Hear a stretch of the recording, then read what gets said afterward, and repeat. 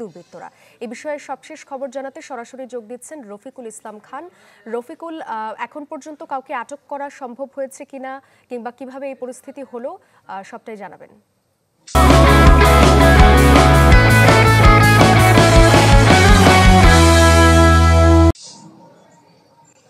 সাদিয়া, দেখুন, গতকাল বিকেল ৫টার সময় আমি যেখানটি দাঁড়িয়ে রয়েছি ঠিক এইখানে কিন্তু একদল দুর্বৃত্তরা যখন সোনালী ব্যাংক জয়দেবপুরের গাজীপুর তাজউদ্দিন আহমদ মেডিকেল কলেজের যে উপশাখা রয়েছে সেই শাখার আসলে যে টাকা রয়েছে সেই টাকা তারা মূল ব্যাংকের যে অ্যাকাউন্ট, ব্যাংকের যে শাখাটি রয়েছে সেই অ্যাকাউন্টে মূলত টাকাগুলো জমা দিতে যাচ্ছিল। একটি অটো যুগে যখন এই জায়গাটিতে এসে পৌঁছায় তখনই কিন্তু বেশ কয়েকটি মোটর সাইকেল যুগে এসে সেই অটোটি গতি রোধ করে তারপরে সেই ব্যাগের টাকাগুলো কিন্তু ছিনিয়ে নিয়ে যায়। এই সময় কিন্তু আসলে ছিনতাইকারীদের আঘাতে বেশ কয়েকজন গুরুতর আহত হয়, ব্যাংকের 2 কর্মকর্তা সহ, এবং 2 আনসার সদস্য, মোট 4 জন আহত হয়েছে এবং সেই টাকা কিন্তু ইতিমধ্যেই তারা নিয়ে গেছে। এবং আমরা আইন শৃঙ্খলা বাহিনীর সাথে কথা বলছি, তারা কিন্তু ঘটনার পর থেকেই আসলে তদন্ত করছে বিষয়টি। তবে এখন পর্যন্ত কিন্তু কাউকে কিন্তু আটক করতে পারেনি, কিংবা যে টাকা লুট হয়ে গেছে 7 লাখ টাকা, সেই টাকাও কিন্তু এখন পর্যন্ত তারা উদ্ধার করতে পারেনি। তো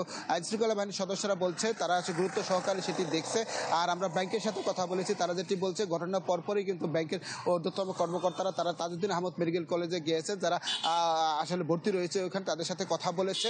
আর এই বিষয়ে কিন্তু তারা আইনগত ব্যবস্থা করেছে, থানাতে একটি অভিযোগও দায়ের করেছে এবং অভিযোগের ভিত্তিতে আইন শৃঙ্খলা বাহিনীর সদস্যরা তারা কাজ শুরু করছে। তারপর ধারণা করছে খুব দ্রুততম সময়ে কিন্তু যারা এর সাথে জড়িত আছে তাদেরকে আইনের আওতায় আনবে, এমনটি আমাদের নিশ্চিত করেছে। তো এখন পর্যন্ত এই ছিল এখান থেকে সর্বশেষ খবর।